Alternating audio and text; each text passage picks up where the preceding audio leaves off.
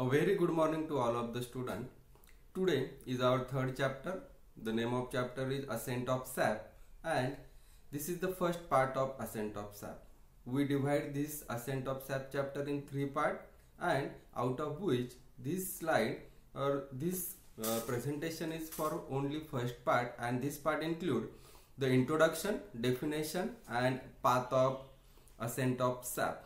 Let us see one by one. What is ascent of sap? As the word means ascent. What is meant by ascent? Ascent means the rise. Ascent means the increase. It is the increase. And second point, it is present into the definition, that is the sap. What is meant by sap? Sap, it is nothing but the water plus mineral. It is the mixture of or a solution of water and mineral, that is nothing but the sap. Then what is meant by ascent of sap? Then ascent of sap is nothing but the rise in water plus mineral. Here in this slide mineral is absent, but it is absent means it is not right by me. It is nothing but the mixture of water plus mineral is here, and that is nothing but the sap. And ascent of sap is nothing but the rise of water plus mineral. That is the basic thing about the ascent of sap. As we see, plant absorb the water and mineral from the soil through the root. The absorb water and mineral, they are supplied to the various parts like the branches, flowers and fruit for their growth and development. Thus, the water along with the dissolved nutrient, it is lifted up from the root and reaches up to the shoot. That is nothing but the ascent of sap. Rise or upliftment of this water plus mineral nutrient from root to the uppermost part. That is nothing but the shoot part of plant. That is nothing but the ascent of sap. Let us see the definition of ascent of sap. It is nothing but the upliftment of water, not only water. It is the upliftment of water and mineral, but from the root to the shoot. From the root to the shoot of the plant is known as the ascent of sap. This is a simple physiological process in which the upliftment of water and mineral, that water and mineral are present into the soil, and from soil that water plus mineral nutrient or the mixture or the solution of water plus mineral nutrient, they are absorbed by the root cell or by the root hairs, and it is given to the uppermost part of the plant. That whole process is known as the ascent of sap. Let us see path of ascent of sap. But before this process of ascent of sap, what is the main function of this? The main function of this is the ascent of sap circulate or distribute the required amount of or required nutrient needed for their development to all part of the plant. That means there are the 16 macro and micronutrient are present into the soil. For example, the major are, all of you know that NPK, nitrogen, phosphorus and potassium. These three are the major nutrient, and they are given by each and every farmer, and all of we know that these are only three, but beside these 16 mineral nutrient or 16 essential nutrient are present into the soil, and they are essential for growth of the plant. Not only the growth and development of the plant. The ascent of sap takes place against the gravitational force, and thus must require a very strong force. Upliftment of water takes place, but it is against the gravitational force. As we know that how much of gravitational force is there. When we see or when we put anything from the air, it goes to the earth. A very strong gravitational force is there, and due to that gravitational force, that specific thing is fallen down on the earth, or it is on the plane. That is the gravitational force. How much high gravitational force is there, and against that gravitational force, this upliftment of water is required. Then think about that, how much amount of energy, how much amount of force is required for the ascent of sap. Not only the smallest tree, but ascent of sap in the tallest tree of the world, like the wood tree, tall coniferous tree, eucalyptus, that is nothing but the Nilgiri, which are more than 100 meter in height. It is in fact it is a very difficult task for the plant. For many years to understand this phenomenon, that was the challenge for physiologists. Even today, this process of ascent of sap has not been explained satisfactorily. As we see the chapter, as we see the different concept of the chapter, path of ascent of sap, mechanism of ascent of sap, but till today we said that there is not been explained, or this phenomenon has been not been explained satisfactorily. Let us see what is the ascent of sap and its path. Next point is the path of ascent of sap. But before seeing the path of ascent of sap, let us see some things about the path of ascent of sap. That is nothing but the, for ascent of sap or for path of ascent of sap, what required? First one is the plant absorb water from the soil. This is the first concept. Ascent of sap, for that ascent of sap, water is absorbed. But that water is absorbed from the soil. Soil is the only source from which plant can absorb the water. So this is the first point. But is this water is alone? No. Soil solution of mineral are absorbed here. Soil is not alone. In some cases there are root hair zone. There are two zones are there, three zones are there as we know. First one is the meristematic zone, elongation zone and root hair zone. Mostly root hair zone is responsible for absorb the water, and zone of elongation is mostly zone of elongation, and in some extent the root hair zone, they absorb the mineral nutrient. So solution of minerals are absorbed here, water plus mineral, they absorb in the ascent of sap. Third one is the root hair are responsible for ascent of sap. Third point, that is nothing but the root hair. Not only the root hair, but also zone of elongation plus root hair zone. These two zones are responsible for ascent of sap, because most of solution, most of the sap, it is absorbed by this zone only. So this is the third point. Next one is, in plant xylem tissue, they are responsible for ascent of sap.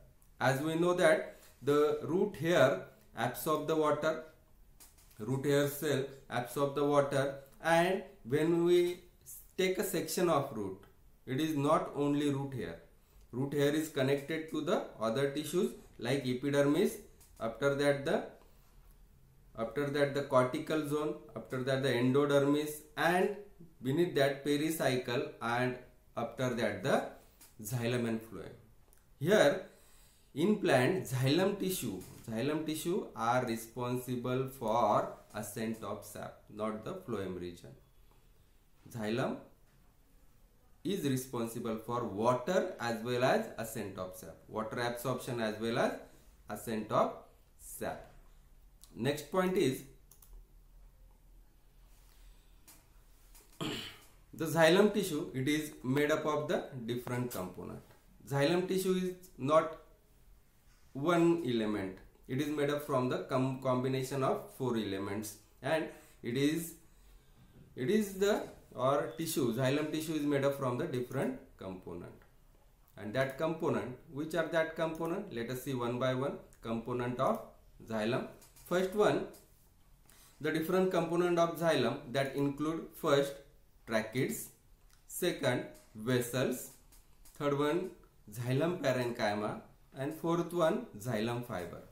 These 4 elements combined together and a xylem tissue is formed.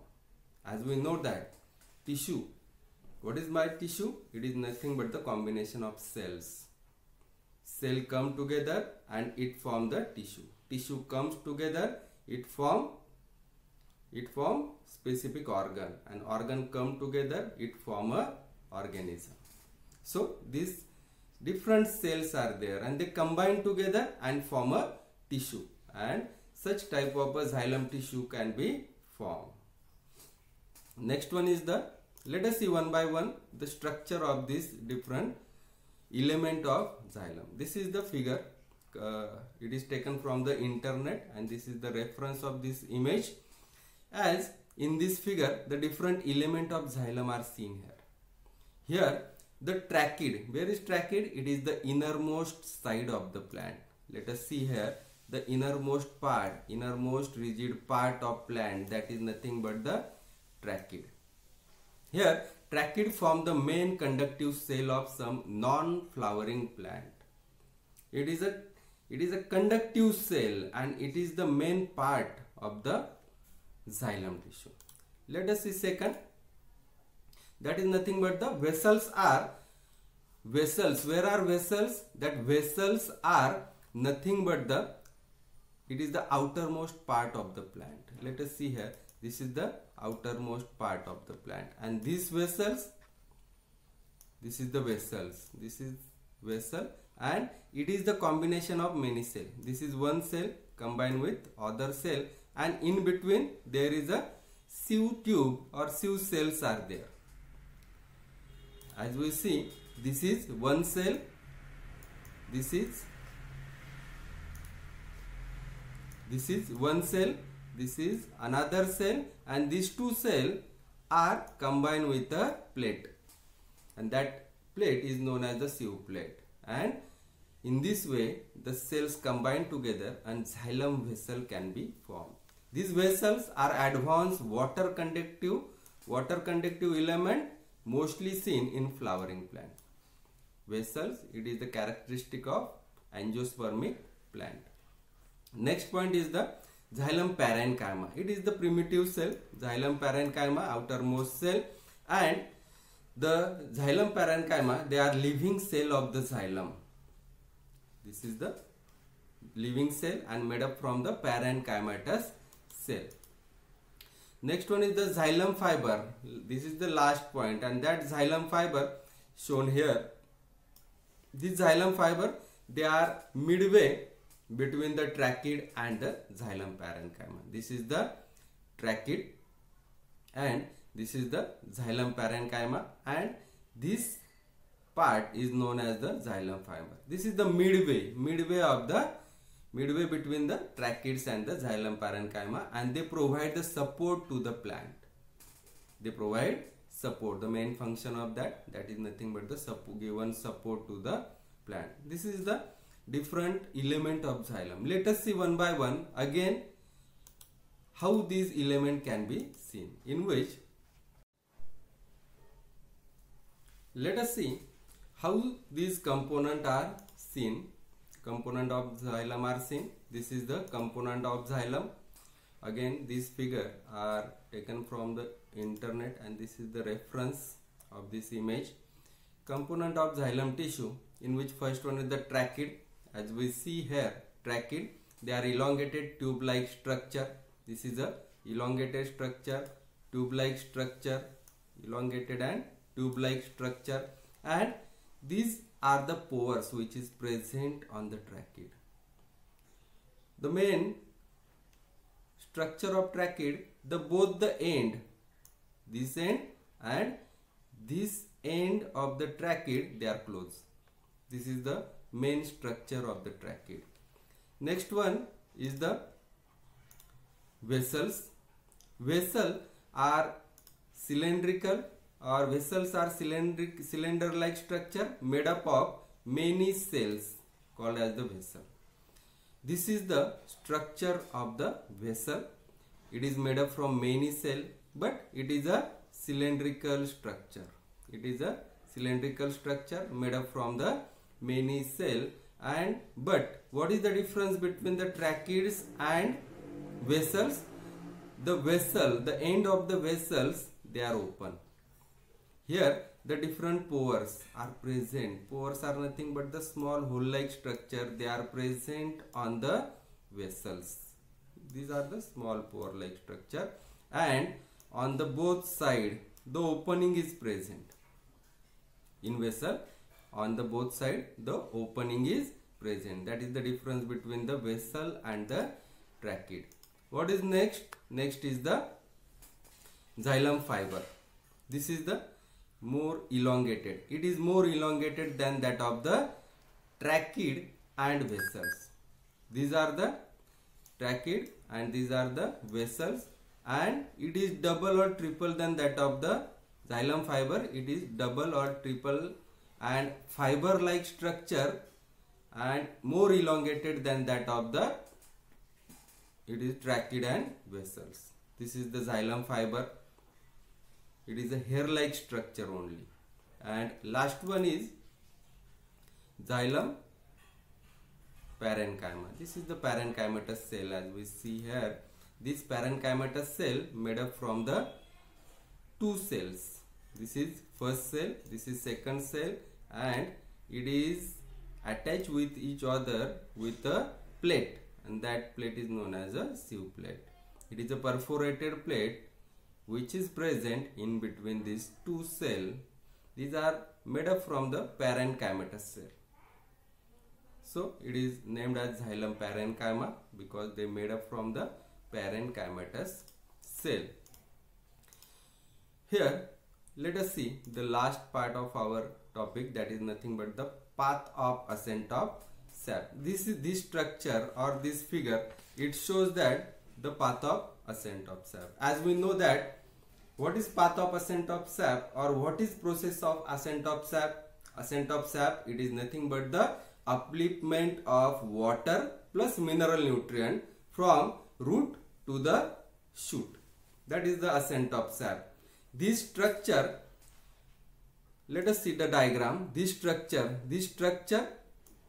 it is the structure of root. What? Structure of root. And here the root here is there. Let us see. This is the root here, and it is in contact with the small droplet of the water solution. Small droplet of water solution. Water solution, that is nothing but the sap, and that water solution contains the mineral plus water. So it is known as a sap. This root here is in contact with the sap when the osmotic pressure of this cell is increases. Due to the increase in the osmotic pressure, the water which is present into the soil, there comes into the root here. Okay, due to the osmotic pressure which is present or which is formed in the root here, the sap which is present or which is present outside the root here, they comes into the root here. That process is known as the endoosmosis. Due to endoosmosis, the root here become turgid. It having more and more amount of the solution or the sap. Due to that, it become turgid, and osmotic pressure of this cell is decreases. After that, this is not only cell, but this cell is in contact with the other cell, other cortical cell. This is the cortical cell. This adjacent cortical cell, this is adjacent cortical cell of which is closely contact with the root hair.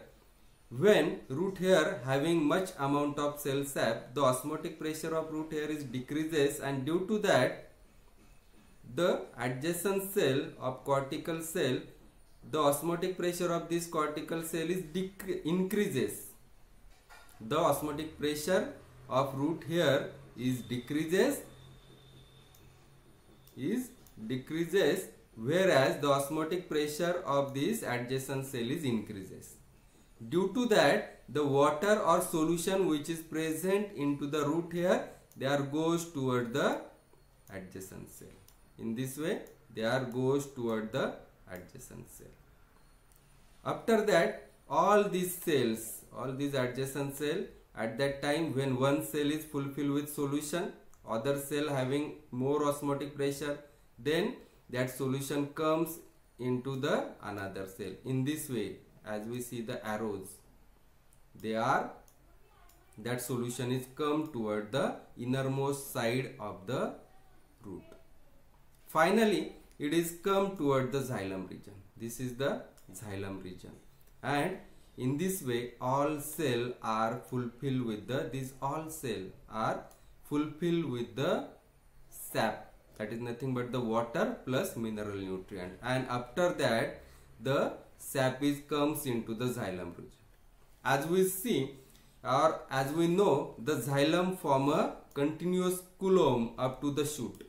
This is the uppermost part of the plant, and that is nothing but the leaf part. Okay, this is the leaf, and this is the xylem. And this xylem form a continuous column. As the solution is come into the xylem, the adjacent cell, as per the law, the osmotic pressure increases, and due to that osmotic pressure, the adjacent cell are fulfilled with the sap, and water, it is goes upward direction. It is goes up to the leaf. In this way, the water or ascent of sap takes place. But here again, the water, it is come through the xylem. This is central part. This is the xylem, red part. That is nothing but the xylem, and it is the midrib of the leaf. And these are other cells, cortical cell or palisade tissue or spongy tissue or epidermis, cuticle are there, and all these cells are fulfilled with the sap. In this way, the sap which is present into the soil, it is comes into the root, and from root it comes up to the leaves of the plant. That is nothing but the part of the plant which is present at the topmost part of the plant, and this process is known as the ascent of sap, and this path is known as the path of ascent of sap. In this way, the upward translocation of water and mineral mainly takes place through the xylem tissue. Many workers accepted or have accepted the xylem is the main path for ascent of sap, and the xylem tissue, that is known as the conductive tissue, consists of the xylem vessel, trachea, xylem parenchyma and xylem fiber, and all these are identically situated for the ascent of sap from the root tip to the shoot tip of the plant body. So, the xylem tissue from the ideal conducting strand or tube in the plant body, these tubes are continuous and very rigid. In this way, the water and mineral absorbed by the root hair from the soil passes through the epiblema, it is known as the epidermis or epiblema, into the cortical cell. From the cortex it reaches to the endodermis. From the endodermis it moves into the pericycle through the passage of cell, and finally enter into the xylem tissue. It moves into the pericycle through the passage cell and finally enters into the xylem tissue. From xylem, the water and mineral are uplifted to the shoot and reaches to the leaves. This complete journey or translocation of water and mineral is described as the path of ascent of sap. Understand this concept of ascent of sap? The path of ascent of sap can be well explained by this figure, and it explains the movement of water and mineral from root to the leaves, or which is present at the topmost part of the leaf. It is very clear that the ascent of sap is nothing but the upliftment of water plus mineral from the root toward the leaf. In this way, we conclude this session. In next session, we see the different theories or mechanism of ascent of sap. Before concluding lecture, as again think about the picture, as most of the youth are on this social media, and is this necessary?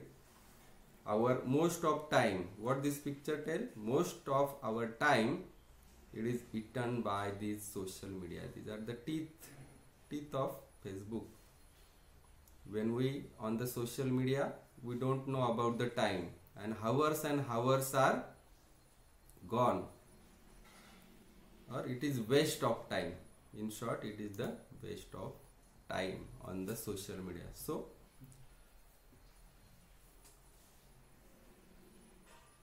thank you very much.